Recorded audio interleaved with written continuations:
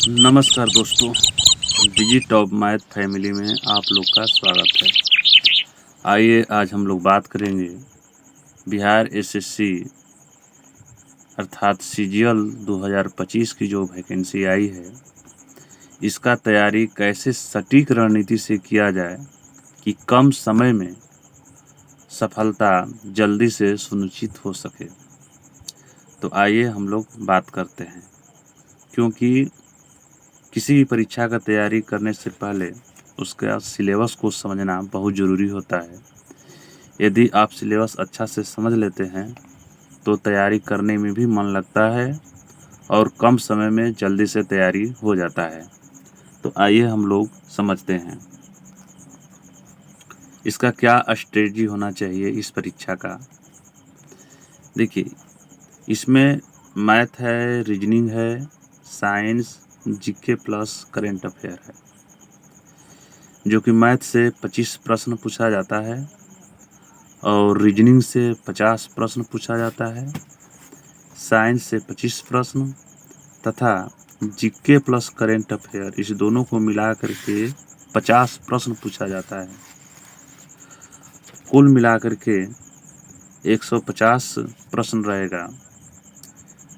यदि आप एक प्रश्न सही करते हैं तो 4 अंक मिलेगा, मतलब 150 प्रश्न रहेगा और 4 अंक से गुणा करते हैं तो कुल मिलाकर के 600 अंक का है। ठीक है, आप 150 में कितना प्रश्न सही करते हैं उसके अनुसार इसका आपका जो है मेरिट बनता है। और एक बात और ध्यान दीजिए, इसका निगेटिव मार्किंग 1/4 होता है, मतलब कि आप 4 प्रश्न गलत करते हैं तब जाकर के 1 नंबर आपका माइनस होगा, जितना आप नंबर लाएंगे।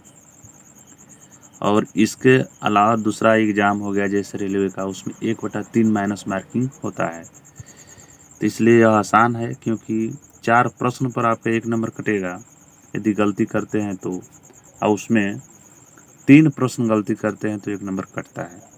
ठीक है, इतना क्लियर हुआ। अब आगे समझते हैं। ये जो है इस परीक्षा को तैयारी करने के लिए देखिए, 2 तरह के विद्यार्थी होते हैं, जिनका मैथ रीजनिंग जिनका अच्छा होता है, उनका पकड़ होता है, उस तरह के विद्यार्थी होते हैं। और दूसरा होते हैं जिनका मैथ रीजनिंग वीक होता है, जीके सही होता है। तो दोनों के लिए स्ट्रेटजी क्या होना चाहिए इसके बारे में हम लोग समझेंगे। पहले जो विद्यार्थी मैथ रीजनिंग अच्छा से बनाते हैं, उनका पकड़ सही है, उनके बारे में हम लोग समझेंगे। मान लीजिए 25 को मैथ है और रीजनिंग 50 को है, तो 25 मैथ में यदि आप सही ढंग से प्रैक्टिस कीजिएगा तो 20 प्रश्न तो आसानी पूर्वक हल कर पाएंगे, प्लस 50 को रीजनिंग है। 50 रीजनिंग में यदि आप अच्छा से प्रैक्टिस करते हैं तो 50 रीजनिंग में 45 या 47 रीजनिंग आराम से बना लीजिएगा। मान लीजिए 45 रीजनिंग ही हो गया, हल कर लेते हैं। साइंस 25 को है, 25 साइंस में यदि आप 20 को साइंस बना लेते हैं, साइंस का प्रश्न और जीके प्लस करेंट अफेयर, तो जिनका जीके कमज़ोर है, थोड़ा वीक है, वे जो है 50 जीके है, जिससे इसमें मान लीजिए 15 को करेंट अफेयर पूछता है, तो 15 को करेंट अफेयर में यदि आप 7 को भी बना लेते हैं करेंट अफेयर, प्लस में 50 में से 15 निकालिए, 35 जीके हुआ। 35 जीके में यदि आप 25 को भी बना लेते हैं प्रश्न, तो टोटल जोड़ लीजिए कितना हो गया, 20 20 40, 40 80, 5 85, 85 5 85 5 100 90 हो गया, 90 या 20 110, 117। यदि 117 प्रश्न सही से हल कर लेते हैं तो चाहे आप किसी भी कैटेगरी के हो, जनरल, ओबीसी, एससी एसटी, आपका रिजल्ट सुनिश्चित है। ठीक है, वहीं हम आर्ट कैंडिडेट यानी जिसका मैथ रीजनिंग कमज़ोर है उसके बारे में बात करते हैं। मान लीजिए जिसका मैथ रीजनिंग कमज़ोर है वो 25 मैथ में यदि 15 मैथ बना लेते हैं और 50 रीजनिंग में कितना भी कमज़ोर रहेगा तो 40-42 तो आराम से लोग बना लेंगे। मान लीजिए 40 और साइंस 25 है तो 15 भी यदि तैयारी करते हैं सामान्य तौर पर अच्छा से तो आराम से 15 को आप बना लीजिएगा। कौन कौन बुक पढ़ना है उसको भी हम सजेस्ट करेंगे बस आप लोग वीडियो में बने रहिएगा। ठीक है 15 को हल कर लेते हैं। आप जीके प्लस करेंट अफेयर की बात करते हैं तो जिनका मैथ रीजनिंग कमज़ोर है और जीके सही है उसके लिए स्ट्रेटजी है।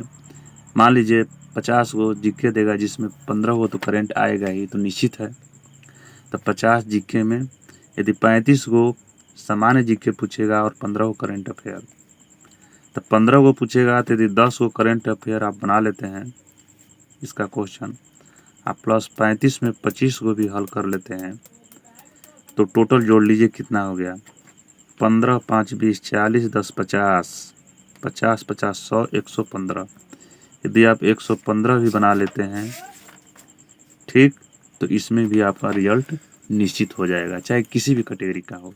ठीक है अब जो है इस परीक्षा को तैयारी करने के लिए कौन कौन सा बुक हम लोग को पढ़ना चाहिए इसके बारे में हम लोग देखते हैं। ठीक है तो आइए देखते हैं। देखिए इसमें भी एक नए स्टूडेंट होते हैं और पुराने स्टूडेंट जो लोग पहले से तैयारी कर रहे हैं लगभग 2 साल 3 साल से तैयारी कर चुके हैं उनके लिए हम सजेस्ट करेंगे कि वो सेट प्रैक्टिस पर ज़्यादा ध्यान दें। सेट प्रैक्टिस क्योंकि उनका मैथ रीजनिंग या जीके का तैयारी लगभग 80% पहले से ही हुआ रहता है तो सेट प्रैक्टिस पर ध्यान देंगे तो उनके लिए बेटर रहेगा।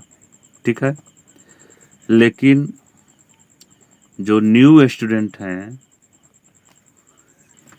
उसके लिए है कि पहले वो अपने सिलेबस पर ध्यान दें। पहले मैथ का चैप्टर अच्छा से बना लें रीजनिंग का बना लें इसके बाद जीके जीएस को अच्छा से पढ़ लें। ठीक है और प्लस में करेंट अफेयर को इतना करने के बाद अभी भी समय है अभी वैकेंसी आई है इसका परीक्षा होगा चुनाव बाद पहले परीक्षा होने वाला नहीं है। मतलब कि कुल मिलाकर लगभग हम लोग को 6 माह का समय मिल जाएगा 5 से 6 माह का। ठीक है तो पहले सिलेबस को अच्छा तरह से पढ़ लें तब जाकर सेट प्रैक्टिस बनाएं क्योंकि बिना सिलेबस को पढ़े हुए सेट प्रैक्टिस बनाइएगा तो जाहिर सी बात है कि आप लोग का नंबर कम आएगा और डीमोटिवेट हो जाइएगा।